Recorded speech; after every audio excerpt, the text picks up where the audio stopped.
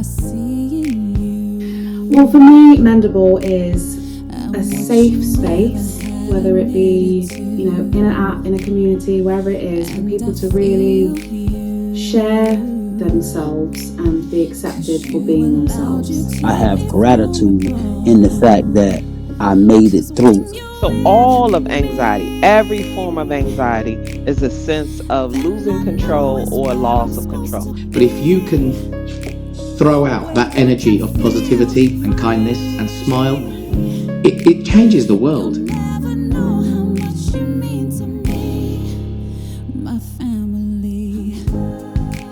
Today we're going to be talking about motivation, what that means, where it comes from, what it means to different people, because such a thing means something different to everybody. No one size fits all, of course. And I've got a great guest joining me who is part of the Mendable family, who has spent a lot of time working on motivation, both of his own and for other people. And so it's a great pleasure to introduce Nick Laureano, who joins me today from Boston. So Nick, welcome to the channel. Great to be able to have the opportunity to sit and chat with you today. David, thank you for having me. It is an absolute pleasure. We've shared so much space in the Mendable space for about a couple months now, probably even more. But it's really great to be here today. I love what you do, and I couldn't think of a better time to have this conversation with you today. Great. Well, again, thanks for being here. And Nick is a public speaker, an entrepreneur, a podcaster, and he's also a mental health advocate, as am I, and as are many people in the Mendable organization. But the one thing that's really interesting is that his brand name is, he goes by the initials OTM, which stands for Only the Motivated. And you can find him on Instagram, particularly, where he posts some great motivational stuff. And his ID there is OTM Nick. So, Nick, OTM, where did that brand come from? How did you think up that concept, and what was the beginning of it? So if I can go back, when I first started OTM, I was about 18 years of age. It started just as those three letters, OTM, and I would put a hashtag in front of it because hashtags were all the rage for many years. People use hashtags for literally everything. And all I used to say, whether I did something successful, I accomplished a task, I would always say hashtag OTM, and people were always looking at me funny, like, what does that mean? Like, why do you say that after something or that you accomplish? And I was like, it makes me feel good about not only who I am, but what I just did. And a lot of people got rubbed off like that. They thought it was some kind of they thought it was like a sort of cockiness. But I was like, no, it just keeps me going. It keeps me humble. It keeps me looking forward to what's next. And then once I started to come up with like a saying for OTM, I came up with Only the Motivated. And it became like a group of people that were motivated, inspired, hungry to achieve something better and be the best person that they can be and always achieve the masses. It started to become a global thing. Like people would always put OTM in their bios on Instagram or Facebook, and people started to catch on to the rave. And I was like, wow, this could be something really big. And I wonder what I could really turn it into. Because I was always about positivity and motivation. I just love to speak life into people. And then once people could see that I was pushing this out more and more every day, they were like, I gotta get on something like this. Like, Nick, have you ever thought about making merch? Like, is this something that you want to carry forward to, millions of people around the world? And I was like, that ultimately is the goal. So how it really started was just, you know, I didn't really know what I wanted to become. I didn't have any initiative to want to make it a global brand or have people become a part of this in any way, shape, or form. I just was just something for me to keep me afloat because there were a lot of struggles going on in my life when I was in that period of time, and it just kept me going. It kept me inspired. It just kept me happy. It kept me looking forward to what's next. Because sometimes in life, when things happen, you tend to worry so much about what's going on in the moment instead of worrying about what's going to come. And it really just made me understand that there are people out there going through something similar like me, or maybe even different. But as long as we all know we have that something inside of us, we can do whatever we decide to do. And that's what OTM for me is just always been positivity, most importantly, mental health, because I struggle with it in my early days of life. And just helping others be a part of something bigger than just life itself, just being a part of something that inspires people, puts a smile on their face, and makes them look forward to the next day ahead. Because, again, David, as you know, people like to worry about what's happening right now instead of focusing on what will be. And OTM has just gotten bigger and bigger over the years, and so many people have got onto it. And like I always get told every day, like this movement changed my life, and without OTM I wouldn't be who I am. And like to hear things like that from something that just started as simple as a hashtag, it really is insane for me to even look at. And I'm like, wow, 10 years in, and I'm like, it still fathoms me to this day. So that's probably the best way I can answer it. And you've got a great following. How many people follow you? On the OTM page itself, we have about 2 grand, I believe, 2,000 people. And it took a while to build that, David. I kid you not. It took years. But with anything, any brand, any movement, any platform, it takes years to build because a lot of people have to follow it and they have to see what it's about. And it was just the growth has been exponential, and I'm grateful for everybody that actually believes in it because sometimes, even in my darkest days, because I'm human too, I have moments as well. I go back and look at when I first started it, and I'm like, in that point in my life, I was at a very dark time. But that specific movement has made me realize that even though you're a human, even though you go through good and bad things in life, you're not different than somebody else. Somebody else might be going through the same thing or different. And I just think this Yeah. movement is for everybody. Yeah. Now, you use the word different there. One of the things that I've read about you is that as a child, you felt different to others. So is that feeling of different something that fueled your inspiration and has really inspired you to do this? Oh, absolutely, David. Honestly, between you and I've told a lot of people this, I've never in my life wanted to be a public speaker. I was always very timid, very shy, and very reserved, especially in school growing up. I was always the one that was shaky. I was so nervous. I used to have a major stuttering problem, and this is very vulnerable for me to say, but I look back at all my early days and I'm like, how did I turn into this? Like what came about? But it was through my personal struggles and triumphs that really led me down this path. And I wouldn't change it for the world. Sometimes people would want to go back and change the past, but I wouldn't want to change any of it because it made me the man that I am today. And sometimes I'll still go on stage, believe it or not, and I'll have those fear moments of, oh, what do I say, or how do I perceive this message, and will it resonate with somebody? But for me, my source of inspiration was just people believing in me. And people think that might be so simple, but, just my parents, my friends, my peers, people that always, tell me that I'm doing good and they're proud of me. Like, that's kept me going. Like, that was basically the fuel to my fire right there. Because a lot of times when you feel like people don't believe in you, it's hard to sometimes believe in yourself.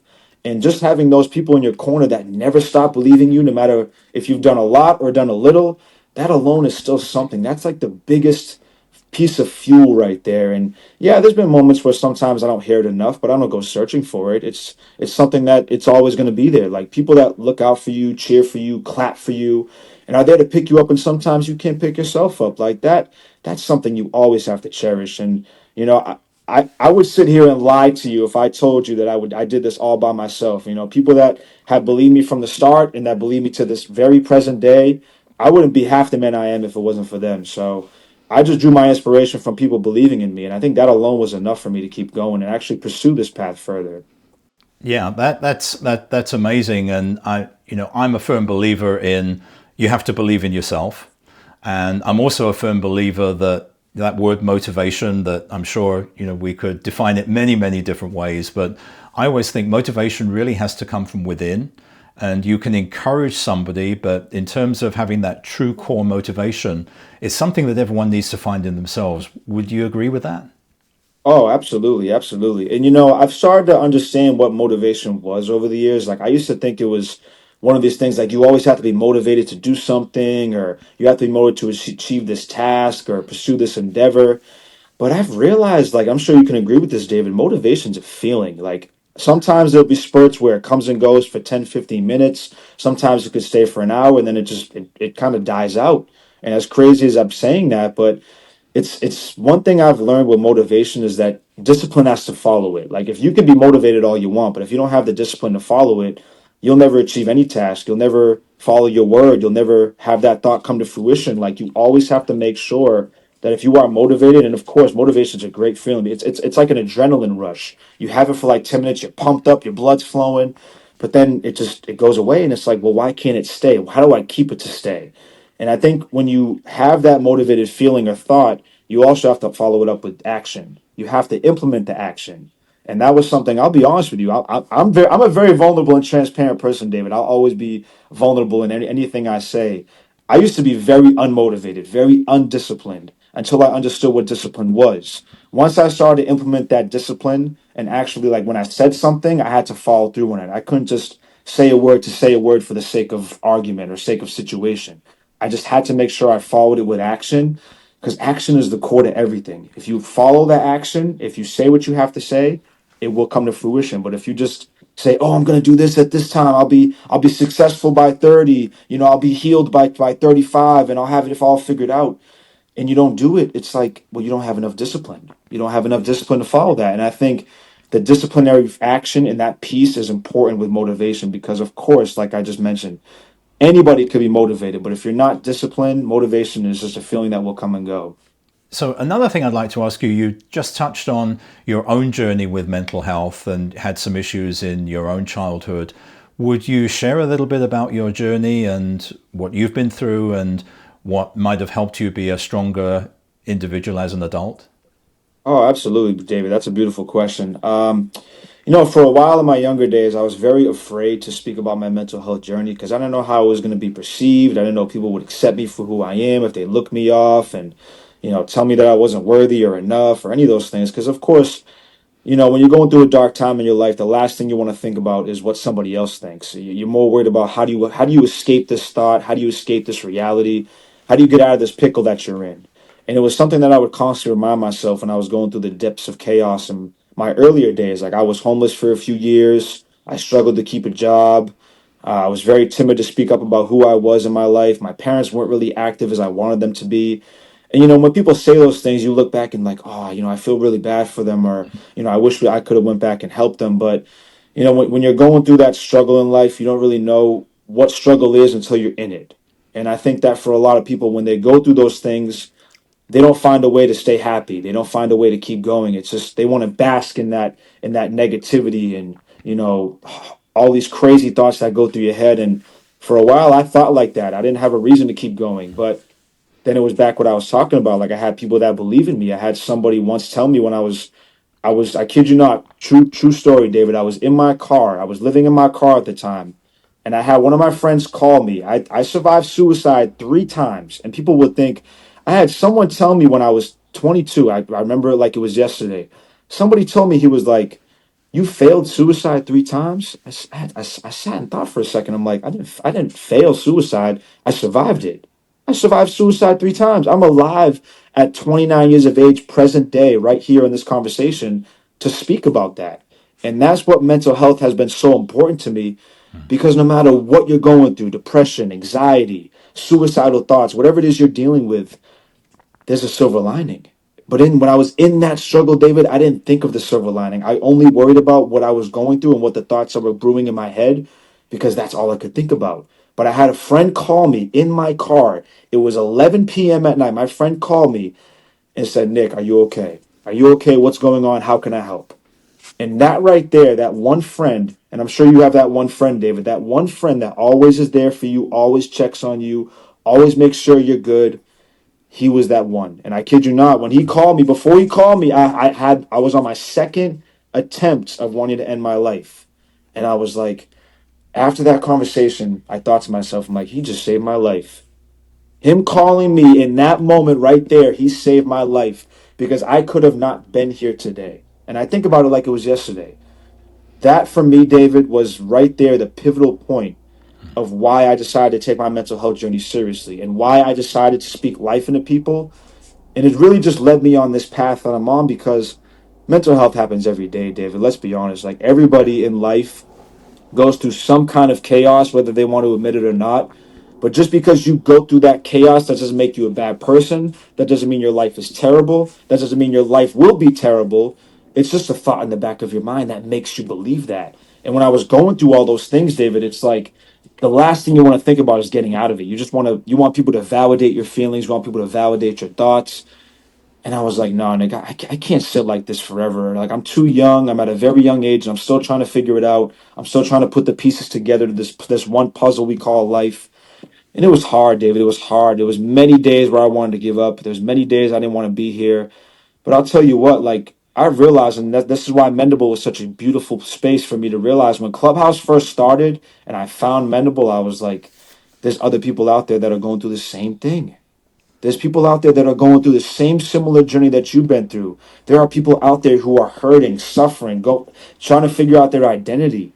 And I think for me, like mental health has been such a savior to my life. And I think that's why I speak about it so passionately, because I want to help somebody else that's been going through something similar to my journey or maybe different. But just because our stories are different, we're actually the same. Because we've gone through it, we've embraced it, we've endured it, and it's made us stronger people. So there's a lot more I could say on that, but that's kind of the best way I can wrap that up. So, Nick, one of your taglines is from stagnation to empowerment, inspiring individuals to regain control of their lives. How do you come up with that concept and how do you best deliver that to people? You know, David, it's funny. I don't even know where that statement came from. I always believed that stagnation was never the way if you wanted to move forward. Like, and there were many times in my life where I was very stagnant, especially in my own thoughts, because, when things happen in life, the last thing you want to do or have somebody tell you is that, oh, well, you'll get over it. It'll be okay. And I'm like, well, no, I need my emotions to be validated sometimes. I'm a human being. I think we all need that from time to time. But, stagnation was a very old friend of mine for a very long time, and we've exchanged many words, we've had many battles, but I think the one thing I wanted to teach myself was that empowerment and gratitude was essential to be to basically me being able to move forward. Because if I was stagnant and sitting in that place for many days or weeks or months or even years, I'd never know what I could really become in my life. I would never know what I could be today at 29 if I was still thinking about what I thought about at 22. And I think for me, that empowerment piece is crucial because before you can empower another, you have to first empower yourself. You have to first speak life into yourself. And I've always been an advocate for speaking life into people, but what I do for others, I also have to make sure I'm practicing that same sentiment. Because if I'm not doing it for me, what use is it if I'm doing it for somebody else? So for me, that stagnation piece was key into helping me develop into the man that I am today. Because again, I've made mistakes. I'm not perfect, but I will be the first to admit that that stagnation kept me in a dark place for a long time. And I didn't want to be stagnant anymore. I said, it's either I take life by the throat or life takes me by the throat. And I decided that I needed to take life by the throat. So for me, stagnation was never it. And empowerment for me was crucial. And speaking life into myself has helped me immensely through that empowerment aspect. Well, Nick, everything you're talking about here resonates really well with me, and I can relate to a lot of it. But one of the things which I'm a true believer in, I'm sure you'll agree, and when you talk about practice what you preach, is really a lot of what you're saying here is that if you take good care of yourself, and if you even, what some people might call selfishly, take time for yourself, treat yourself and treat yourself well, I know in my case, that makes me much more capable of being a better husband, a better father, a better friend, and a better human. Absolutely, absolutely. I think when you first take care of yourself, you can help take care of others. Like Yeah. the words you speak to other people, it will never resonate or hit home if you're not first practicing that for yourself. And believe me, I'll be honest with you, there were many times in my life where I did that. I would always be the first. I was a very giving person. I was quote unquote people say nice person, but I think being nice kind of got me overlooked or disrespected or undervalued, but I'm a good person, a good person. I think people don't understand the difference between the two. It's okay to be a good person, but you also have to make sure you're good to yourself. If you're making sure everybody has food on on their plate, they have all their tasks in order, they're achieving all their successes in life, and their mental health is in a good place, but you're at 0%, you're running on 0% battery all the time, you're doing a huge detriment to not only your mental health, but your physical, your emotional, your spiritual health, and you're just not in the right place. So there's got to be some kind of balance between the two. Like it's okay to give and give freely, but if you're not giving to you allow people to fall in love with your hand and not your heart. And that was what I did for a long time. I allowed people to fall in love from the hand I'd give freely, but they never loved me for me. They just loved what I could give them. And I think that was kind of the reason why I was such in a dark place for a long time. because I allow people to fall in love with what I was giving them as far as materialistic value or words or thoughts or just things to help them get over the whatever rut they were in.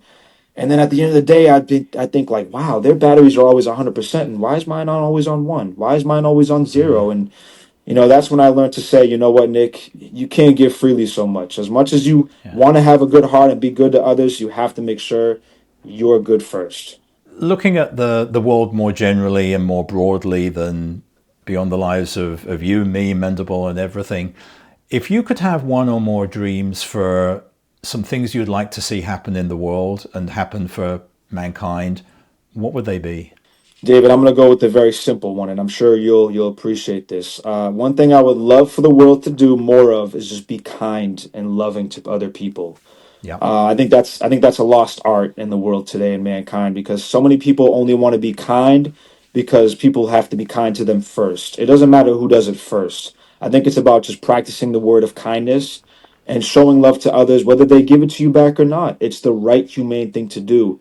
And I think a lot of times, again, the normal human tendency is to be jealous or envious or speak negativity into somebody's life or situation. And I wish we would just stop that. It's easier said than done, David. We both know that it's going to take a collective to get that job done. But a lot of people just always thrive on toxicity, negativity, bashing others, making others feel shameful for their life decisions and actions. And I just wish people would stop doing that, because that's the reason why mental health is so severe in the world today, because people feel like their identity is lost. They feel like they have no purpose. They question their circle sometimes. They don't know if they're in the right atmosphere.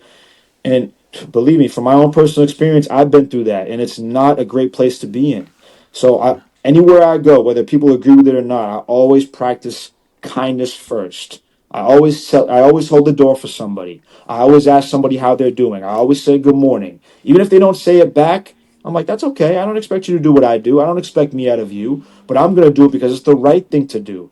And a lot of people my age, I'm only 29, David, but a lot of people my age don't think like that. They only care about, oh, well, you need to do something for me in order for me to do something for you. And I'm like, it's about us doing something for each other. It's not just doing it because it's the right thing. And that's why I say it's a lost art. But until one or two people start to do it, then we can actually start to realize the importance of kindness and love and just being there for others and just spreading that as a collective. And David, as much as I want to happen today, it's not going to happen today. But again, the Mendable space has been a huge contribution to that, because there are people in that space like yourself that always spread that love and kindness and don't seek nothing in return. And that's why we are the 1% for that. And what is your mission going forward for Only the Motivated? Where do you see it going? And I could probably come back and ask you that question in 5 years and get a completely different answer, because things will be different then. But if you had to guess where you're going with it, where do you think you're going to take it?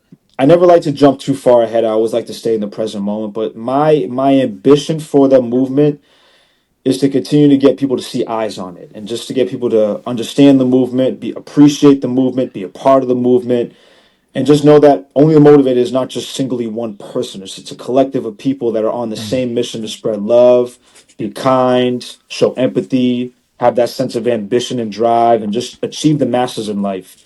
And I think that our goal is eventually we want to get in some stores. We were in a couple stores recently.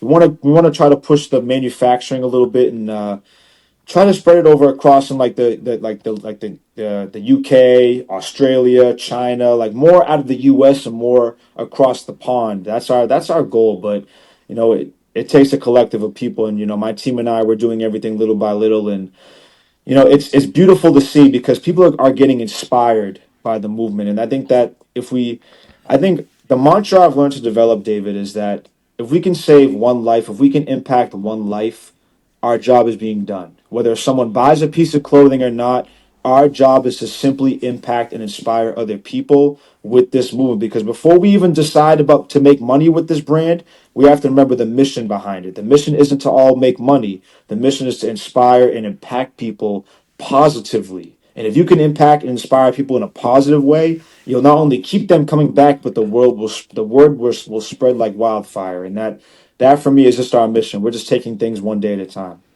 And that's very much the mission of Mendable as well. So I think we're very much aligned on that. And Nick, before we wrap up, one last question I have for you is that you've been an inspiration to many people, but where do you get your inspiration from? I think I hear that you get a lot of inspiration from the people you help and just general people, but is there any particular role model, any particular concept out there that really helps you when you're trying to get that inspiration and motivation for yourself? Oh, absolutely, absolutely. I've had a few mentors in my life and people that I've considered role models. One of them was Les Brown, Marcus Black, Gary Vee's been one for me as well, and I would say ET as well. ET, all the great speakers in the world. I've watched a lot of their clips and films over the years, and just trying to basically pick a piece of advice from each of them and grab that attribute to add to my arsenal. And watching them grow and thrive over their careers has been helping me immensely. And one thing that they've all told me individually is that no matter what happens, make sure you just do it for you. Do it for you. You are uniquely one individual. What we do is different than what you'll do. And I think that's one thing I grab from each of them is that how Les Brown speaks is different than how I will speak, or how I will speak is different than what ET will speak. And we all have our different flavor. And I think for me, that's kind of where I drew my inspirations, because I always, growing up, David, I used to want to be like somebody. I used to want to live like them, talk like them, think like them. But I realized that wasn't realistic. I'm not anybody else. They're uniquely them for that reason. And I am Nick for that reason. So we were all born into this world different. And we have to remember that we're always going to be different. We may think alike. We may speak in different tongues. We may come from different walks of life. But our hearts beat as one. Our hearts beat as one. And ultimately, no matter what, we are all different. And we still add that level of impact and contribution to society. Our hearts beat as one. You heard that from Nick, and that's something we can definitely carry forward with us and think about often. So, Nick, this has been great to get your thoughts. A lot of things. We've been able to cover a lot of things here, and I know we're going to keep in touch, and I know we're going to have contact in the future, and I really look forward to that. But in the meantime, one question I'd like to also mention is I believe you're getting married soon. Is that right? Yes, I'm getting married at the end of this year, December 21st, 2025. I'm looking forward to it.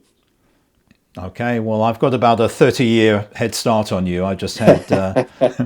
That's amazing. Congrats on that. Hopefully I can Thank get you. there one time, man. Hopefully I can get there. I'll have to come ask for some marriage advice one day Well, once I start getting into it. if I can give any advice, I'll certainly do that. And I guess if I had to be put on the spot, I think the couple of things I'd say is one step at a time. Sometimes you may be ready to move forward. Your wife may not be ready to move quite as quickly in one direction, or vice versa. So it's really just being aware of each other's pace. Even if you're going in the same direction, you might not be going at the same pace. And always, it's a two-way street. It's a lot of it's about communication, checking in with each other, and just reading the other person. You're very good at doing this because you've done this for a long time now, but you can tell, just checking in with your partner of, are you doing okay today? Because sometimes you can just get that read. And whether it is a love partner, a spouse, a sibling, a friend, that's a very powerful thing to just check in and say, how are you doing today? Is everything okay? So I know you'll do that, and I wish you well, and I know we'll have many conversations before then, because that's a few months away. So, once again, I wish you success with everything in your life. Thank you, David. Likewise, my friend. It was definitely a pleasure to be on this today. I loved every bit of the conversation, and I hope somebody can get inspired by this conversation today. Yeah, I certainly hope so. Down below in the narrative, you'll find Nick's social media connections, contact information where you can find him and follow him. And please join us in the Mendable Room, 8 p.m. UK time, 3 p.m. East Coast time, and noon on the west coast of the USA and North America. And we'd love to have you there. So for now, I'll just say, Nick, it's been great chatting to you. Have a great day. Have a great week. And I wish you much inspiration and motivation in your life, because that will help you inspire a lot of other people. Thank you, David. You as well, my friend. It was definitely been a pleasure.